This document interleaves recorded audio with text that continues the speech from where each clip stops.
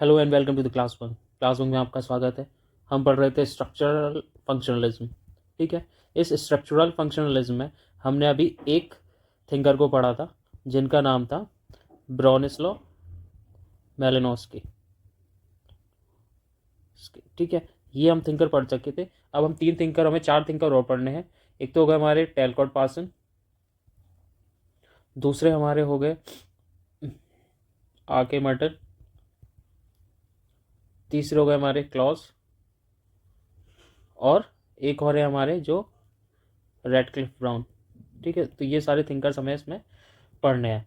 तो हम कंटिन्यू करते हैं टैलकॉट पार्सन के साथ। तो इनका जन्म जो हुआ था वो 13 दिसंबर को हुआ था 1902 में। कहाँ पे? यूएसए में, कोलोराडो स्प्रिंग्स में इनका जन्म यहाँ हुआ। उनकी मृत्यु हुई मई 1979 में। और ये एक अमेरिकन सोशियोलॉजिस्ट थे, मतलब अमेरिकन ही जो समाजशास्त्री थे। अब इनकी जो प्रसिद्धि थी, ये किस लिए जाने जाते थे? ये एक बहुत ही मतलब जो स्ट्रक्चरल फंक्शनलिज्म के, ये मान लो कि ये फाउंडिंग फादर थे, फाउंडिंग फिगर थे। ठीक है, तो जो स्ट्रक्चरल फंक्शनलिज्म था, ठीक है, अब इसको समझो आप। स्ट्रक्चरल फंक्शनलिज्म ये होता क्या है?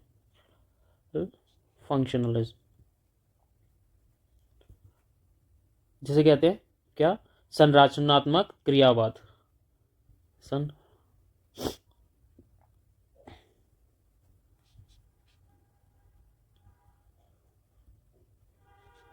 ठीक है, संरचनात्मक क्रियावाद। अब जो फंक्शनल है, यह मैंने आपको बताया था इससे पहले वाले लेक्चर में, फंक्शनलिज्म क्या होता है। ठीक है, तो वही चीज़ है कि जो सोसाइटी है, एक उसमें एक सर्टेन चीज़ें हैं वो अपना फंक्शन कर रही है, चाहे कोई भी सोशल इंस्टीट्यूशन हो, मैरिज हो, ठीक है, आपका कल्चर हो, जो जो भी सोशल इंस्टीट्यूशंस है, फैमिली है, स्कूल्स हैं, तो ये एक सोशल इंस्टीट्यूशंस हैं। ये अपने अपने कार्य कर रहे हैं। जैसे स्कूल का काम है, वो अपने क्या दे रहा है? वैल्यूज़ और नॉर्म्स को प्रोवाइड कर रहा है। ठीक है, वैल्यूज़ दे रहा है। ठीक है, ये रिलीजियस इंस्टीट्यूशन हो गए, आपको बिलीफ सिस्टम प्रोवाइड कर रहे हैं। तो ये सारी चीज़ें अपने अपने फंक्शंस कर रहे हैं। अभी इनका स्ट्रक्चरल वे में चीज़ों को रहना और सोसाइटी को क्या करना? सॉलिडारिटी की तरफ ले जाना, मतलब स्टेबल करना, स्टेबिलिटी की तरफ ले जाना। तो यही हो गया आपका क्या? स्ट्रक्चरल फंक्शनलिज्म, यानी संरचनात्मक क्रियावाद। ठीक है, तो जो टैलकॉट पार्सन थे, ये भाई साहब, ये कौन थे? ये इसके फाउंडिंग फिगर थे। ठीक है, किसके? स्ट्रक्चरल फंक्शनलिज्म के। तो यहाँ पे भी यही दिया हुआ है। तो इनकी प्रसिद्धि का कारण समाजशास्त्र में संरचनात्मक क्रियावाद, स्ट्रक्चर फंक्शनल के लिए संस्थापक व्यक्तित्व में से एक थे। तो ये मान लीजिए कि एक फाउंडिंग फिगर थे। ठीक है, अब इनकी आइडियोलॉजी की मैं बात करूं, ठीक है, अगर इनकी जो विचारधारा की मैं बात करूं, तो इन्होंने बहुत सारी अपनी चीज़ें बताई थी। बेसिक इनका जो आइडियोलॉजिकल कॉन्सेप्ट था वो स्ट्रक्चरल फंक्शनलिज्म पे था। ठीक है, उसके बाद उन्होंने कई सारी कॉन्सेप्ट दिए, जैसे कि थ्योरी ऑफ सोशल एक्शंस, जैसे सामाजिक क्रिया सिद्धांत भी किया जाता है, सोशल सिस्टम ऑफ थ्योरी। ठीक है, सामाजिक तंत्र सिद्धांत। ठीक है, फिर AGIL फ्रेमवर्क दिया, जिसमें हम ये देखेंगे AGIL को। ठीक है, वैल्यू कॉन्सेंसस की बात करी, मूल सहमति की बात करी, क्रिया सिद्धांत की, एक्शन थ्योरी की बात करी। ठीक है, मॉडर्नाइजेशन थ्योरी की बात करी। तो इन सब थ्योरी की इन्होंने बात करी। अब जैसे कि मैंने आपको बताया था स्ट्रक्चरल फंक्शनलिज्म के बारे में, तो सोसाइटी वो सिस्टम इंटर रिलेटेड पार्ट है वर्किंग टुगेदर फॉर स्टेबिलिटी। तो मतलब जैसे मैंने आपको सारे इंस्टीट्यूशन बताए, जैसे कि मैरिज हो गया, फैमिली हो गई, स्कूल हो गए। तो अगर ये सारे इंस्टीट्यूशन एक साथ काम कर रहे हैं और समाज को एक स्थिरता की तरफ लेके जा रहे हैं, किसकी तरफ लेके जा रहे हैं? स्टेबिलिटी की तरफ लेके जा रहे हैं। तो बस यही हो गया कि जो सोसाइटी, जो वो क्या है, स्ट्रक्चरल फंक्शनलिज्म का एक रोल प्ले कर रही है सोसाइटी। ठीक है, इतना समझ में आया? स्टेबिलिटी अल्टीमेटली ये है कि जितने भी हमारे सोशल इंस्टीट्यूशंस हैं वो आपस में इंटर रिलेटेड रहेंगे, और वो कुछ ऐसा प्रक्रिया करेंगे, ऐसे कार्य करेंगे, ठीक है, जो जो अपने समाज में क्या है, स्टेबिलिटी की बात करें। फिर आगे देखते हैं। फिर यही यहाँ पे समाज शास्त्रीय विचारधारा, आइडियोलॉजी की मैंने आपको बात कर ली है, तो ये आप यहाँ पे आप इसको पढ़ लेना। फिर बात करते हैं इनकी बुक्स की। तो बुक्स में इनका इंपॉर्टेंट ये है कि ये कुछ बुक्स के नाम हैं, ये आपके वेरी इंपॉर्टेंट हो जाते हैं from the perspective of MCQs में। ये पूछ लेंगे मैच द फॉलोइंग में। ठीक है, तो नाम आपको ना बेसिकली पता होने चाहिए सारे बुक्स के, और विथ ईयर्स। ठीक है, तो ये क्रोनोलॉजी है, वो आप इनको याद रखना, ताकि आप एग्जाम में याद, मतलब जो क्वेश्चन है आपके, वो सॉल्व कर सको। जैसे स्ट्रक्चर ऑफ सोशल एक्शंस, सामाजिक क्रिया की संरचना, ये बहुत ही इंपॉर्टेंट बुक है। द सोशल सिस्टम, सामाजिक तंत्र, ठीक है, economy and society, structure and process in modern society, societies evolutionary. ये ठीक है, ये इतनी इंपॉर्टेंट नहीं है, बट ये ऊपर की जो चार बुक हैं ये बहुत ही इंपॉर्टेंट है, एग्जाम्स में आपको कई बार पूछ ली जाती हैं। तो डू रिमेंबर, आप इसको बार बार पढ़ लेना। इसकी PDF आपको टेलीग्राम चैनल पे मैं अवेलेबल करा दूंगा, ठीक है, but do right in the comment section आपको चाहिए कि नहीं चाहिए, तभी प्रोवाइड करूंगा, ठीक है। फिर स्ट्रक्चरल फंक्शनलिज्म की बात करते हैं, संरचनात्मक क्रियावाद की बात करते हैं, जो कि मैंने अभी आपको समझाया, लेकिन फिर एक बार समझा देता हूँ ताकि आप बार बार इसको पढ़ोगे तो आपको क्या होगा, रिवीजन होगा और आपके दिमाग में वो कॉन्सेप्ट बैठेगा, ठीक है। तो sociological theory developed and popularised by Talcott Parson. तो ये जो थ्योरी थी, ठीक है, ये किसने डेवलप करी, ये एक समाज शास्त्रिक सिद्धांत है जो जो टॉलकिन पार्सन ने इसको विकसित किया और लोकप्रिय किया। तो ये आपको सीधी सी इतनी बात समझ में आ गई होगी। फिर अब इनका ये इस पर दृष्टिकोण था, इन पे या इनकी व्यू था कि it view society as a complex system made up of inter related part that work together to promote stability, order and social equilibrium. तो यहाँ पे ये कहना चाह रहे हैं कि फॉर एग्जाम्पल कि जो हमारी सोसाइटी है, ठीक है, वो अलग अलग बहुत ही कॉम्प्लेक्स चीज़ों से क्या है, सिस्टम है हमारी सोसाइटी, इतना समझ में आया। अब जो सोसाइटी है उसमें बहुत सारे क्या है, हमारे सोशल इंस्टीट्यूशंस हैं या इंटर रिलेटेड पार्ट हैं। पार्ट कैसे हुए कि अलग अलग जो इंस्टीट्यूशंस हो गए जो काम कर रहे हैं, जैसे कि मैं बात करूँ आपको फैमिली की बात करूँ, रिलीजन की बात करूँ, ठीक है, एजुकेशन की बात करूँ, तो ये कुछ ना कुछ काम कर रहे हैं। जैसे मैं फैमिली की बात करूँ तो फैमिली आपको क्या प्रोवाइड कर रही है, वैल्यूज़ वगैरह दे रही है, ठीक है, मूल्य वगैरह दे रही है, यही तो है, कुछ नियम आपको सिखा रही है ताकि आपको फॉलो, नॉर्म्स हो गए, कुछ रोल्स हो गए। और जो आपकी धर्म है वो क्या दिखा रहा है, वो आपको एक मोरल गाइडेंस दे रहा है, नैतिक गाइडेंस दिखा रहा है, ठीक है। और वैसे एजुकेशन की मैं बात करूँ तो एजुकेशन आपको क्या प्रोवाइड कर रही है, एजुकेशन इंडिविजुअल्स को एक स्किल डेवलपमेंट प्रोवाइड कर रही है, ठीक है, ताकि आप आगे जाके जॉब कर सके। अब जब ये सारी चीज़ें आपस में इंटर रिलेटेड रहेंगी, ठीक है, जब इंटर रिलेटेड रहेंगी तो क्या होगा, तो ये वर्क करेंगी एक साथ, तो सोसाइटी में उसमें क्या आएगी, सोसाइटी से उसमें स्टेबिलिटी आएगी, ऑर्डर एक क्रिएट होगा, एक सोशल इक्विलिब्रियम क्रिएट होगा, यानी स्थिरता आएगी, व्यवस्था एक बनेगी, एक सामाजिक संतुलन बनेगा। तो बस वही टेलकोट पार्सन का कहना है कि स्ट्रक्चर फंक्शनलिज्म को लेके कि वो समाज को इस तरीके से देखते हैं कि सोसाइटी एक कॉम्प्लेक्स सिस्टम है जहाँ पे कुछ इंटर रिलेटेड पार्ट हैं वो आपस में इंटरेक्ट कर रहे हैं, ठीक है, ताकि इसलिए ऐसे ऐसे काम कर रहे हैं कि सोसाइटी में स्टेबिलिटी आए, स्थिरता आए, ऑर्डर बने, ठीक है, और सोशल इक्विलिब्रियम जो है वो क्रिएट हो। तो वही एग्जांपल जो मैंने आपको समझाया वो यहाँ पे ये लिखा हुआ है। फिर आगे बढ़ते हैं। तो अब ये वही चीज़ यहाँ पे लिखी हुई है कि जो संरचनात्मकता क्रियावाद है वो एक सामाजिक सिद्धांत है जिसमें टेलकोट पार्सन ने विकसित किया। यह एक सामाजिक सिद्धांत एक जटिल कॉम्प्लेक्स सिस्टम तंत्र है के रूप में देखा गया है जो कई आपस में जुड़े हुए अंगों को मिलकर बनाए स्थिरता, व्यवस्था और सामाजिक संतुलन बनाए रखने के लिए कार्य करता है। उदाहरण के तौर पर परिवार, शिक्षा या धर्म, इन तीनों को आप पढ़ लेना। अब देखो, अब इन्होंने बात करी, जैसे आपने इनकी बुक पढ़ी थी सोशल एक्शंस, ठीक है, मैंने आपको बुक का नाम बताया, तो उन्होंने अब उसी में कह रहे हैं कि जो आदमी का बिहेवियर है, मानो आपने वो स्कूल से सीखा या फैमिली में सीखा, एजुकेशन से सीखा, तो वो क्या आपका एक सर्टेन बिहेवियर डेवलप हो गया होगा। अब बिहेवियर ही सोशल एक्शंस में कंप्लीट हो जाता है। तो इनका बहुत बड़ा जो कॉन्सेप्ट ऑफ थ्योरी दी वो उन्होंने सोशल एक्शंस पे दी। तो सोशल एक्शंस कैसे बनते हैं, देखो, मानो कि आपका कोई एक बिहेवियर है, ठीक है, बिहेवियर कैसा कि आप आंखों को ब्लिंक कर रहे हो बार बार, कोई कहता है कि कोई देखो आप मल्टीपल टाइम्स आंखों को ब्लिंक करता है, ठीक है, किसी को तू कहने की आदत होती है, तो वो क्या है, वो उनका बिहेवियर है। अब वो बिहेवियर कब सोशल एक्शन में कंप्लीट होता है, तो सोशल एक्शन में जब कंप्लीट होगा जब उससे कोई मीनिंग जुड़ी हो। जैसे फॉर एग्जाम्पल अब जो तू कह रहा है उसकी नॉर्मल आदत है, वो उसका बिहेवियर है। अब कोई तू तड़ाक से बात कर रहा है तो वो कब कर रहा है, वो जानबूझ के, वैसे तो वो नॉर्मल अच्छे से बिहेव करता है, बट वो किसी जब वो लड़ाई हो जा रही है तो तू ऐसा कर, तू ऐसे कर दिया, ये वो तेरे को, तो वो क्या है, वो एक सर्टेन उसके साथ मीनिंग जनरेट कर रहा है, तो वो क्या हो गया, एक सर्टेन उसका सोशल एक्शन हो गया। तो जब भी जो बिहेवियर है वो सोशल एक्शन में जब कन्वर्ट माना जाएगा कि जब उसके साथ कोई भी मीनिंग या फिर कोई पर्पस अटैच हो, ठीक है, तो वही आपका सोशल एक्शन होता है।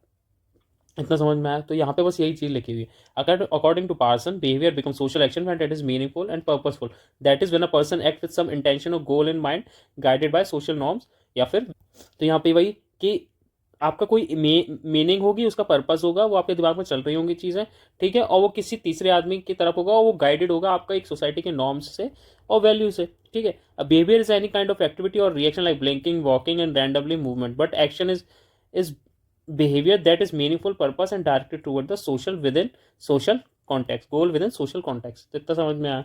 बस यही चीज़ है। सेम चीज़ यहाँ लिखी है, व्यवहार व्यवहार सामाजिक क्रिया कब बनता है, तो वो तभी बनता है जब उसमें एक मीनिंगफुल, अर्थपूर्ण और उद्देश्यपूर्ण होता है, अर्थात जब किसी व्यक्ति इरादे या लक्ष्य के साथ कार्य करता है और वह सामाजिक मापदंडों एवं मूल्यों द्वारा निर्देशित होता है, तब वह सामाजिक क्रिया कहलाती है। इतना समझ में आया। व्यवहार, तो व्यवहार बता ही दिया कि जैसे मतलब इस प्रकार की गतिविधियाँ प्रतिक्रिया हो सकती है, जैसे पलक झपकाना, चलना, आकस्मिक हरकतें, तो ये जिसके साथ मीनिंग अटैच नहीं होता वो आपका क्या होता है, बिहेवियर होता है। अब वो एक्शन में कब बन जाएगा, वो जब होगा जब उसके साथ अर्थ उद्देश्य जुड़ा होता है और जो सामाजिक संदर्भ में सोशल कंटेक्स्ट में किसी लक्ष्य और निर्देश को निर्देशित होता है। इतना क्लियर हुआ? बस अब आगे देखो। अब क्या भाई, अब ये बात आती है कि जो हमारे टेलकोट भाई साहब हैं, टेलकोट पार्सन हैं, तो behaviour to become a meaningful action it must have 4 condition. तो उन्होंने 4 ऐसी कंडीशन दी जिससे क्या है कि बिहेवियर जो है वो सोशल एक्शन जो, ठीक है, उसमें क्या होगा, वो उसकी 4 कंडीशन को फुलफिल करेगा जब वो बिहेवियर सोशल एक्शन और मीनिंगफुल एक्शन बनेगा। मतलब जो आपका बिहेवियर है जब सोशल एक्शन तभी बनेगा जब वो 4 कंडीशंस हैं, जो कंडीशंस हैं वो फुलफिल कर देगा, तभी अर्थपूर्ण माना जाएगा वो एक्शन, वो मीनिंगफुल तभी माना जाएगा। अब वो कब होगा, तो पहली तो भाई साहब ने कहा कि एक तो जो एक्टर होना चाहिए, जैसे कि कोई तू बोल रहा है तो मैं एक्टर हो गया, मैं तू बोल रहा हूँ तो ठीक है। अब वो जो उसके साथ है एक सर्टेन सिचुएशन होनी चाहिए, जैसे वो लड़ाई कर रहा है तभी तू बोल रहा है, ठीक। फिर तीसरा होना चाहिए एक ओरिएंटेशन होना चाहिए। ओरिएंटेशन हो गया कि भाई मोटिवेशनल ओरिएंटेशन है या वैल्यू है, इसमें भी 2 टाइप के हैं, मोटिवेशन या फिर और वैल्यू ओरिएंटेड। इतना समझ में आया? मतलब ये प्रेरक है, प्रेरक उन्मुखता होती है या मूल्य उन्मुखता होती है। तो एक तो अभिनेता होना चाहिए, एक एक ऐसी स्थिति होनी चाहिए, एक उन्मुखता में भी मोटिवेशनल उन्मुखता होनी चाहिए, ठीक है। मोटिवेशनल उन्मुखता कैसे, ऐसे कि वो जो एक्शंस हैं आपके वो किसी एक्सटर्न अपीयरेंस से डिराइव्ड हो या इमीडिएट ग्रेटिफिकेशन हो, यानी कि वह क्रिया ये आवश्यकताओं के बाहरी प्रभावों और तात्कालिक संतुष्टि को ध्यान में रखते हुए होती है। मतलब तत्कालिक जो आपकी नीड्स हैं, करंट नीड्स हैं या इमीडिएट ग्रेटिफिकेशन है उसकी वजह से निर्धारित होती है, ठीक है, फ्रॉम एक्सटर्नल फोर्सेस, ठीक है। अब जो वैल्यू ओरिएंटेड होती हैं वो होती हैं लाइक जो आपके नॉर्म्स, कल्चर नॉर्म्स, वो आपको क्या करते हैं, उनमें ध्यान में रखते हुए होती है, मोरल स्टैंडर्ड्स को ध्यान में रखते हुए होती है। मतलब यह वो सांस्कृतिक दंडों को, मूल्य और नैतिक मानकों को ध्यान में रख के करा जाता है जो आपका सोशल एक्शन है। अब चौथा इसमें क्या होता है, एंड, या फिर आपका जो फाइनल गोल है, तू तड़ाक बोल ही रहे हो तो लड़ाई भी आगे भाई, उसका उद्देश्य होना चाहिए, लक्ष्य होना चाहिए। व्यवहार किसी वंचित परिणाम या अवस्था को प्राप्त करने के लिए निर्देशित किया जाता है। तो यहाँ पे यही लिखा हुआ है, व्यवहार किसी वांछित परिणाम या अवस्था को प्रेरित करने के लिए निर्देशित होता है। मतलब जो हमारा बिहेवियर है वो direct to achieving some desired outcomes या स्टेट्स। इतना समझ में आया? तो जो हमारा बिहेवियर है वो सोशल एक्शन में जब ही होगा जब, ठीक है, मीनिंगफुल तभी माना जाएगा जब वो 4 कंडीशंस पूरी कर लेगा। 4 कंडीशंस हो गई, एक तो आपका एक्टर, ठीक है, जो अभिनेता होगा, फिर सिचुएशन कुछ ऐसी होनी चाहिए, स्पेसिफिक कंडीशन एनवायरनमेंट की, और ओरिएंटेशन मतलब उन्मुखता ऐसी होनी चाहिए जहाँ पे आपको एक मोटिवेशनल हो, एक नॉन वैल्यू ओरिएंटेड हो। मोटिवेशनल वो हो गई जहाँ पे ऐसे आप एक्सटर्नल फोर्स से इन्फ्लुएंस होकर अपने से ड्राइव होकर कर रहे हो, इमीडिएट ग्रेटिफिकेशन आ रहा है, ठीक है। दूसरा वैल्यू ओरिएंटेड होता है जब आप क्या करते हो, वैल्यू ओरिएंटेड हो जाते हो। इतना समझ में आया? ओके, आगे बढ़ते हैं। अब ये चीज़ वही लिखी है, टेलकोट पार्सन के अनुसार व्यवहार एक अर्थपूर्ण प्रक्रिया बनता है। किसी व्यवहार में अर्थपूर्ण इमीडिएट एक्शंस बनने की 4 शर्तें पूरी करनी होती हैं। अभिनेता हो, स्थिति हो, सिचुएशन, उन्मुखता हो, प्रेरक। अब उन्मुखता में भी 2 चीज़ आ गई, प्रेरक उन्मुखता और मूल उन्मुखता। तो उसमें जो मोटिवेशनल है उसमें क्रिया आवश्यकताओं, बाहरी प्रभावों और तात्कालिक संतुष्टि को ध्यान में रखकर करते हैं, और मूल में जो क्या होता है आपके जो मूल है और नैतिक मानक हैं उनको ध्यान में रखते हुए करते हैं। बस यही चीज़ यहाँ पे लिखी है। एग्जाम्पल, यदि कोई व्यक्ति बस यूं ही चल रहा है साधारण व्यवहार तो क्रिया नहीं कहलाएगी, लेकिन यदि कोई व्यक्ति किराना खरीदने के लिए दुकान तक जाता है, अर्थपूर्ण हो गया। मतलब कितना अच्छा एग्जाम्पल है। Is someone just walking randomly and it is not action, but if someone is walking to a store to buy grocery तो वो पर्पसफुल, गोल ओरिएंटेड और सोशली एक्सेप्टेड क्या हो गया, एक्शन हो गया, सोशल एक्शन। इतना समझ में आया? ये टेलकोट पार्सन की बढ़िया सी बात है। मतलब आप छत पर टहल रहे हो, कोई उसका उद्देश्य नहीं है, तो वो सोशल एक्शन नहीं है। अब अगर आप छत पर टहल रहे हो और खाना डाइजेस्ट करने के लिए टहल रहे हो, ठीक है, तो वो क्या हो गया आपका, एक सोशल एक्शन हो गया। सॉरी। अब बात आती है हमारी कि सामाजिक तंत्र यानी सोशल सिस्टम की, ठीक है। अब सोशल सिस्टम क्या होता है, आपने सोशल एक्शन दे दिया, अब सोशल सिस्टम क्या होता है? अब सोशल सिस्टम होता है जो हमारे सोसाइटी को फंक्शन करने में सहायता करता है। कैसे? Social system is a set of connected parts जहाँ पे पीपल होंगे, उनका रोल्स होंगे और कुछ इंस्टीट्यूशंस होंगे that work together to keep society stable and functioning.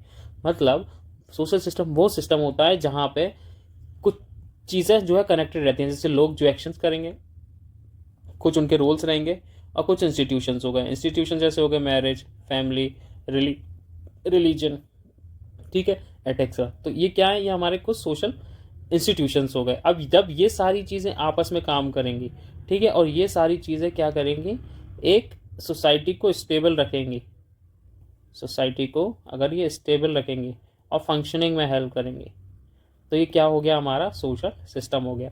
मतलब एक सामाजिक तंत्र उन जुड़े हुए अंगों, लोग, भूमिका और संस्थाओं का समूह है जो मिलकर समाज को स्थिर और क्रियाशील बनाए रखते हैं।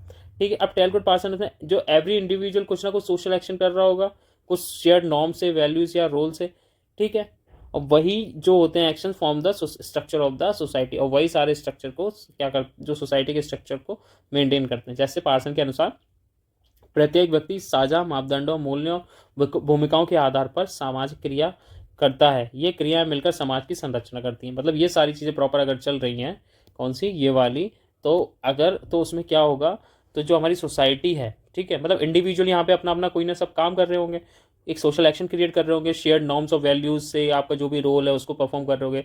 तो इससे क्या होता है, सोसाइटी का एक प्रॉपर स्ट्रक्चर बन जाता है। तो social system as a network of interaction between actor. तो हम क्या ये कह सकते हैं इससे कि जो सोशल सिस्टम है वो एक नेटवर्क है, किसका, जो भी जितने भी एक्टर्स हैं। बात तो सही है कि इंडिविजुअल जितने हैं वो एक्टर्स हैं, वो कुछ ना कुछ रोल अपना परफॉर्म कर रहे हैं, वैल्यू ओरिएंटेड हो, ठीक है, चाहे वो मोटिवेशनल ओरिएंटेड हो, चाहे वो मूल्यों के आधार पे हो, या शेयर्ड वैल्यू हो, या उनके कुछ मापदंड हो, रोल्स हो। तो उसी के आधार पे क्या हो रहा है कि सोशल सिस्टम कंडक्ट हो रहा है, ठीक है, कुछ नेटवर्क हो रहे हैं, तो उन्हीं का तो नेटवर्क है सोशल सिस्टम, ठीक है। तो टेलको पार्सन ये कहते हैं, तो सोशल सिस्टम जो है वो किस पे, वो किसी समाज तंत्र पे नहीं, बल्कि सोशल सिस्टम लैंग्वेज और कल्चर पे must exist in a society in order for it to qualify as a social system. मतलब वो ये कह रहे हैं कि जो सोशल सिस्टम है वो किस चीज़ पर रिलाय करता है, वो रिलाय करता है लैंग्वेज और कल्चर पे, और वो सोसाइटी में होनी चाहिए ताकि सोसाइटी जो है एक सोशल सिस्टम के लिए क्वालिफाई करता है। तो मतलब पार्सन के अनुसार किसी समाज में सामाजिक तंत्र होने के लिए भाषा और संस्कृति की प्रणाली मौजूद होना आवश्यक है। सोशल एक्शन तो जब ही होगा ना जब वहाँ पे एक लैंग्वेज होगी, एक कल्चर होगा, तो उसी के आधार पर ही तो क्या होता है, उसी के आधार पर ही तो आप क्या है सोशल सिस्टम को क्या करोगे, क्वालिफाई करोगे, फॉर्म करोगे, है ना। तो यही हमारा सोशल सिस्टम है। तो आपको सोशल सिस्टम समझ में आ गया होगा। अब की फीचर्स हैं कुछ सोशल सिस्टम के, ठीक है, वो की फीचर्स क्या हैं। तो पार्सन के कुछ सामाजिक तंत्र की मुख्य विशेषताएं हम देख लेते हैं कि वो क्या है। Key features of Parsons social system, तो उसमें ये क्या है, देखो मैंने अभी क्या डिस्कस करा, एक सोशल सिस्टम है, वाकई में बहुत सारे इंडिविजुअल्स हैं, वो अपने क्या कर रहे हैं, वो अपने रोल्स और नॉर्म्स को, एक एक्टर हैं वो अपने सारे क्या कर रहे हैं, कुछ ना कुछ सोशल एक्शंस कर रहे हैं। अब वो सारे सोशल एक्शंस सबको करने तो पड़ेंगे, ठीक है। अब वो सोशल एक्शन कर रहे हैं तो वो मोटिवेशन के आधार पे हो रहे हैं या वैल्यू ओरिएंटेड हो रहे हैं, यही तो हमने यहाँ पे देखा, ठीक है। और वो सब आपस में क्या है, वो कनेक्टेड है और सोसाइटी को स्टेबल फंक्शनिंग रखने में हेल्प करते हैं। तो ये हमारा, और तभी वो सोशल सिस्टम में क्या होते हैं, क्वालिफाई होते हैं, यही तो हुआ। और क्वालिफाई भी जब जब वहाँ पे लैंग्वेज होगी प्लस कल्चर होगा, तभी तो ये एक्शन भी परफॉर्म कर पाएंगे। समझ में आया।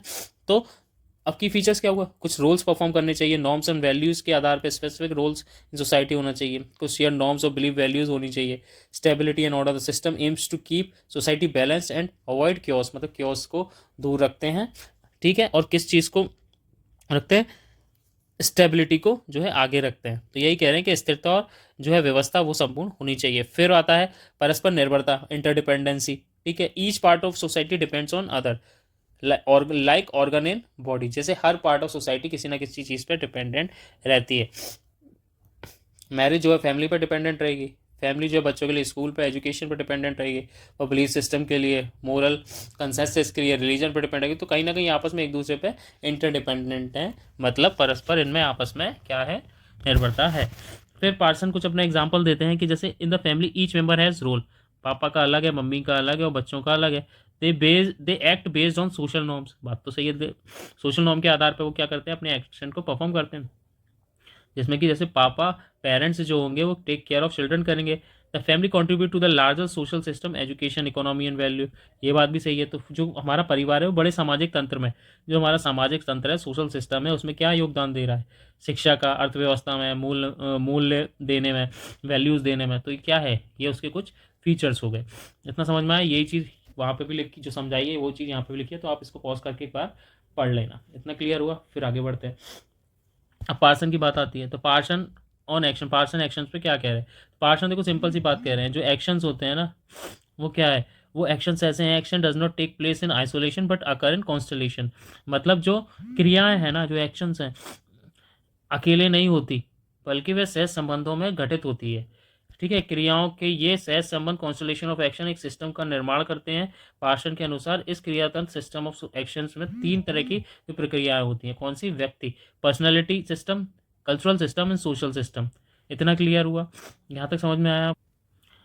तो इतना क्लियर, तो आगे बढ़ते हैं हम लोग। अब बात आती है थ्योरी ऑफ सोशल एक्शन की। अब थ्योरी ऑफ सोशल एक्शन क्या होता है? सामाजिक क्रिया का सिद्धांत क्या है, तो वो हम देखते हैं। पार्सन बिलीव करते थे कि जो भी सोशल एक्शन है, जो सारे सोशल एक्शन है, वो गाइड होते हैं कॉम्बिनेशन ऑफ मीनिंग्स। ये भी बात हम जानते हैं।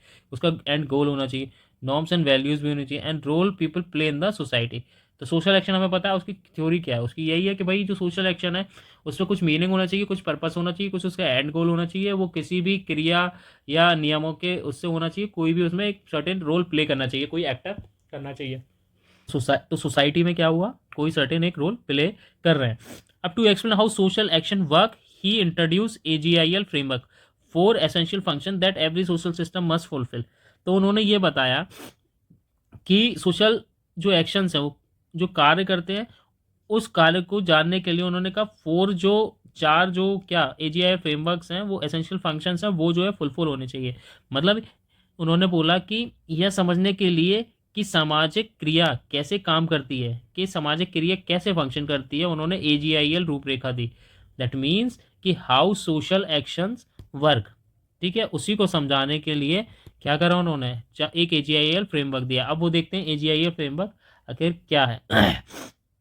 तो AGIL फ्रेमवर्क हैं जैसे कि adaptation, goal attainment, latency and integrity. ठीक है, इतना समझ में आया? तो ये अडेप्टेशन जो होती है वो हमारे अनुकूल हो गया। ठीक है, फिर गोल अटेनमेंट हो गया, मतलब लक्ष्य प्राप्ति हो गई हमारी। फिर आता है हमारा लेटेंसी। लेटेंसी होता है बेसिकली संरक्षण। ठीक है, जो संरक्षण हो गया, प्रतिरूप बनाए रखना या संरक्षण बनाए रखना, उसे लेटेंसी कहते हैं, संरक्षण। ठीक है, अब इंटीग्रेसी, एकीकरण, मतलब आप एकीकरण मतलब इंटीग्रेट हो रहे हो। इतना समझ में आया? ओके।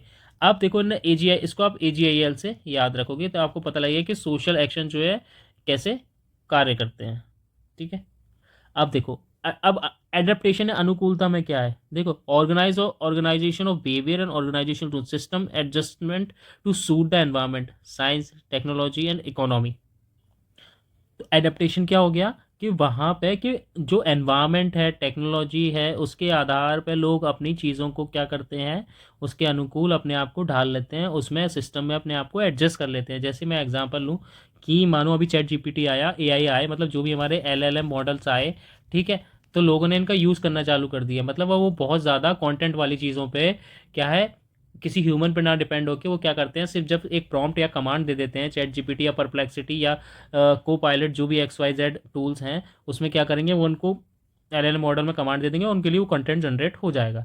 ये एक एग्जांपल हो गया। दूसरा एग्जांपल ऐसे ले सकते हैं कि पर्यावरण के अनुसार किसान भी तो ढल जाते हैं, जैसी मिट्टी होगी उस हिसाब की फसल भी करने लगते हैं, तो एडेप्टेशन हो गया। तो ये एक सोशल एक्शन का पॉइंट हो गया। वही चीज़ यहाँ लिखी है, वही चीज़ हिंदी में लिखी है। फिर गोल अटेनमेंट। अब गोल अटेनमेंट क्या हो गया, किसी लक्ष्य प्राप्ति के लिए, ठीक है, आप क्या करते हो, एक आपने लक्ष्य निर्धारित कर दिया, आपने एक गोल फिक्स कर दिया, ठीक है, अब उसको आप क्या करोगे, प्राप्त करने के लिए कार्य करोगे, है ना। तो फॉर एग्जांपल अगर हम एग्जांपल की बात करें तो ऐसे लोग कि गवर्नमेंट क्या एक टारगेट फिक्स कर लेती है, भाई मेरे को कि इतने टाइम में मेरे को 3 ट्रिलियन या 2 ट्रिलियन की GDP पे अपना अपने आप को लेके आना है, या अभी गवर्नमेंट का 2047 का टारगेट है फुली डेवलप का, तो गवर्नमेंट ने क्या करा, एक सर्टेन मेरे को एक गोल अटेनमेंट कर लिया, तो वो एक आपका एक सोशल एक्शन होगा, उसके लिए आप कुछ कार्यरत रहोगे। फिर बात आती है लेटेंसी की, ठीक है, फिर बात आती है इंटीग्रेसी की, AGI इंटीग्रेटी की, मतलब एकीकरण की। अब यहाँ पे क्या होगा, यहाँ पे जो सोसाइटी है ना वो ये डिसाइड करती है कि जो सभी हिस्से हैं वो संगठित और सामंजस्यपूर्ण रूप से कार्य करें, मतलब इस तरीके से काम करें कि वो मैनेज एंड रेगुलेट करें अपने रिलेशनशिप को इन 3 सिस्टम्स में, नॉर्म्स जो भी आपके नियम कानून है, ठीक है, संस्थाएं हैं, ठीक है, कस्टम्स हैं, रिलीजन्स हैं, लॉज हैं, तो इसके आधार पे वो क्या करेंगे, इंटीग्रेट होके चलेंगे। इतना समझ में आया? तो ऐसे कोई कार्य जो इन सबको कल्चरल सिस्टम को आप क्या करो, इंटीग्रेट होके चलो। फिर आता है लेटेंसी, जहाँ पे क्या होता है, system to equip and repair and support education.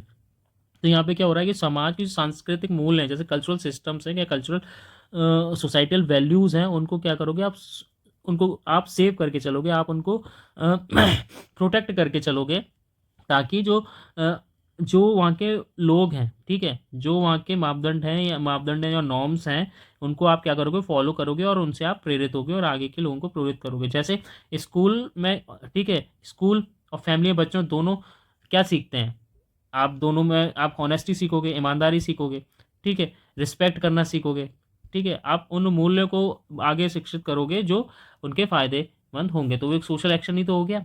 तो लेटेंसी वही चीज़ है कि आप उन सिद्धांतों को संरक्षित करोगे, उन मूल्यों को, उन वैल्यूज़ को प्रोटेक्ट करोगे, सेव करोगे, जिसमें कि आगे जो व्यक्ति हैं उनका पालन कर सके, और जो है सोसाइटी में क्या स्टेबिलिटी प्रदान हो सके। तो वैसे ही जैसे कि मानो आप एग्जाम्पल के तौर पे ऐसे ले लो कि स्कूल है, तो वहाँ पे क्या होगा, वहाँ पे भी आप सर्टेन चीज़ें सीखोगे, रूल्स लॉज, ऑनेस्टी, इंटीग्रिटी हो गई, रिस्पेक्ट हो गई, ये सारी चीज़ें सीखोगे। फैमिली में भी आप यही सीख रहे हो। तो ये सारे क्या है, एक दूसरे के डिपेंडेंसी भी है, और एक दूसरे को अच्छे प्रेरित भी कर रहे हैं कि समाज में, सोसाइटी की स्टेबिलिटी बनी रहे, ठीक है। तो यही चीज़ यहाँ पे भी लिखी है, अगर आप समझ गए होगे तो इसको एक पॉज करके एक बार पढ़ लेना। सेम चीज़ हिंदी में लिखी है, अनुकूलता, लक्ष्य प्राप्ति, एकीकरण और संरक्षण। तो ये आप कर लेना। अब बात आती है इनके एक कॉन्सेप्ट की, जिसका नाम है concept of sick role by Talcott Parson. ये मेरा फेवरेट, बड़ा मज़ेदार है। देखो, इसमें सिंपल से ऐसे समझो, जैसे आप हिंदी में कहते हो कि जो बेसिकली सिक पीपल को कहते हैं कि रोगी की भूमिका की अवधारणा। तो अब इसमें इनका ये टैलकोट पासन का ये भी एक कॉन्सेप्ट है, तो ये बड़ा मज़ेदार है, इसको ऐसे समझो। जब आप मानो एग्जाम्पल से समझो, जब आप बीमार पड़ते हो, ठीक है, इल हो जाते हो, ठीक है, बीमार पड़ते हो, तो समाज के, तो वो भी क्या होता है, तो जो टैलकोट पासन है वो बोलते हैं कि ये आपकी फिजिकल कंडीशन तो है, फिजिकल कंडीशन पे तो है, आप बीमार पड़े हो, ये सही बात है, बट लेकिन ये सिर्फ फिजिकल कंडीशन नहीं है, ये आपका सोशल रोल भी है, ठीक है। वो जो सोशल रोल है वो दो आपके राइट्स के साथ आता है, ठीक है, वो आपके दो राइट्स के साथ आता है। राइट्स कैसे, कि आपकी दो राइट्स होंगे और दो आपकी रिस्पॉन्सिबिलिटीज़ होंगी, ठीक है। मतलब जब आप बीमार पड़ते हो तो वो आपका सिर्फ फिजिकल कंडीशन की बात नहीं हो रही है, वहाँ पे आप सोशल एक्शन भी कर रहे हो, और सोशल एक्शन कर रहे हो तो आपको वहाँ पे दो, क्या, दो राइट्स मिलेंगे, दो रिस्पॉन्सिबिलिटीज़ मिलेंगी। अब वो राइट्स कैसे, अब राइट्स को ऐसे समझो कि आप बीमार पड़ गए, तो भाई बीमार पड़ गए, ये आपकी सही बात है, आप जानबूझ के तो बीमार पड़े नहीं, आपकी फिजिकल कंडीशन, नॉर्मल रोज से आप बच जाओगे, जो भी आप कार्य करते हो। भी एग्जांपल भी दूंगा। फिर दूसरा है कि आपकी कोई रिस्पॉन्सिबिलिटी नहीं रहेगी, ठीक है, मतलब आप किसी चीज़ के लिए रिस्पॉन्सिबल नहीं रहोगे। कोई कुछ हो गया, मतलब फॉर एग्जाम्पल आप ऑफिस में हो, ठीक है, आप बीमार पड़ गए, तो आप कुछ वहाँ पे कुछ हो रहा है तो उसके लिए आप रिस्पॉन्सिबल थोड़ी ना हो, बट आपकी दो रिस्पॉन्सिबिलिटी भी रहेंगी। अब वो रिस्पॉन्सिबिलिटी क्या है, कि भाई आपको आराम करना है और किसी अच्छे खासे डॉक्टर को दिखाना है। तो ये आपका टैलकोट पार्सन ने बोला, तो ये एक सोशल एक्शन हो जाएगा। अब इसको एग्जाम्पल से समझो, मानो आप ऑफिस में हो या फिर स्कूल में हो, अब आप बीमार पड़ते हो, ठीक है, अब आप बीमार पड़ गए तो इसकी फिजिकल कंडीशन तो है ही आपकी, ठीक है, लेकिन ये आपकी सोशल कंडीशन भी है। बीमार पड़ गए, आपके हाथ में नहीं था, आप बीमार पड़ जाओगे, आपकी सोशल कंडीशन है। और सोशल कंडीशन के साथ आपकी दो रिस्पॉन्सिबिलिटी आती हैं, ठीक है, एक तो आपकी राइट्स आ गए और दो रिस्पॉन्सिबिलिटीज़ आ गई। वो राइट्स आपको दो मिले कि भाई यहाँ ऑफिस नहीं आ रहे, आप स्कूल नहीं आ रहे हो, तो सही बात है, आप काम नहीं कर सकते हो, ठीक है, आपको छुट्टी आप आराम से लेके रह सकते हो। दूसरा, आप क्या कर सकते हो, आप जो है, आप किसी चीज़ के लिए रिस्पॉन्सिबल नहीं होगे, मतलब जैसे होमवर्क दिया आप नहीं कर पाए, तो आप, ठीक है, आपको डांट नहीं पड़ेगी। या आप ऑफिस में हो, आप काम नहीं कर पाए, आप उस टाइम मौजूद नहीं हो, तो मीटिंग में नहीं हो, तो आपने नहीं पता, वो काम नहीं करा, तो कोई दिक्कत नहीं है, ये आपके राइट्स हैं, ठीक है, ये दोनों कंप्लीट हो गए। अब आपकी दो रिस्पॉन्सिबिलिटीज़ आती हैं। रिस्पॉन्सिबिलिटी क्या हो गई, रिस्पॉन्सिबिलिटी वो हो गई कि भाई आपको आराम करना है, ठीक है, आपको आराम करना है, आप आराम करोगे। दूसरा, आपको अच्छे एक डॉक्टर को भी दिखाना है, ये आपकी रिस्पॉन्सिबिलिटी। अगर आप नहीं दिखाओगे तो आपका सोशल एक्शन इसको नहीं माना जाएगा। समझ में आया? तो यही कॉन्सेप्ट टैलकोट पार्सन ने दिया कि Talcott Parson introduce the idea of sick role in medical sociology, explain how being sick is not just a physical condition but a social role. एक सोशल रोल है दैट कम्स विद राइट्स और responsibility के साथ। Rights of the sick person ही है, responsibility ही है, दोनों आप पढ़ लेना। जैसे बताया student has a flu, they are allowed to miss school, वो स्कूल छोड़ सकते हैं अगर वो उनको बीमार है तो। They are not blamed for being sick, उनको ब्लेम भी नहीं करा जाएगा वो सिक है, but they should rest and try to get better. ये उनकी ड्यूटी है, उनकी रिस्पॉन्सिबिलिटी है कि भाई वो आराम करो और अपने आप को सही करो।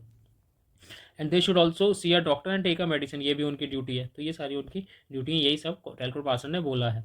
ठीक है, Parsons sick role theory explains है that being sick is a socially accepted role, मतलब आप बीमार हो ये समाज जो है वो एक्सेप्ट कर लेगा, बट आप बोथ उसके साथ रेस्ट भी मिलेगा और बेनिफिट्स भी, रिस्पॉन्सिबिलिटी भी मिलेगी। रेस्ट मैंने आपको बता दिया कि आप रेस्ट लेना पड़ेगा, ये आपका बेनिफिट है। रिस्पॉन्सिबिलिटी है कि आपको रिकवरी करनी होगी, डॉक्टर को दिखाइए, आराम करिए, ये आपको रिकवरी करनी होगी, तभी जो है ये आपका क्या होगा, तभी ये आपको एक सोशल रोल, सोशल एक्शंस में दिखेगा। ठीक है, इतना समझ में आया, बस यही था जो था किसका, टेलकोट पार्सन के कॉन्सेप्ट। अगर आप ये बेसिकली इनका समझ गए हो, 3-4 चीज़ें, कौन सा, स्ट्रक्चरल फंक्शनलिज्म, उसमें आप इनका सोशल एक्शन समझ गए हो, फिर सोशल एक्शन को आप सोशल सिस्टम में समझ गए हो। ठीक है, और फिर उनके कुछ जो सोशल एक्शंस करने के कुछ प्रोसेस हैं सोशल सिस्टम में, ठीक है, वो 4 हो गए, वो आप देख लेना, AGIL। ठीक है, जब आप वो समझ गए तो उसके बाद आप सिक रोल वाला देख लेना।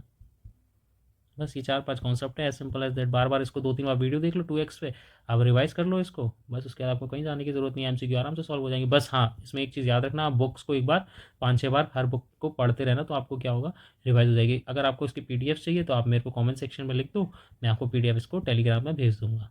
ठीक है, and do please share and subscribe, it will keep me motivated, ताकि मैं आपके लिए अच्छे से लेक्चर ला सकूँ। Have a nice day from the class 1। Bye guys.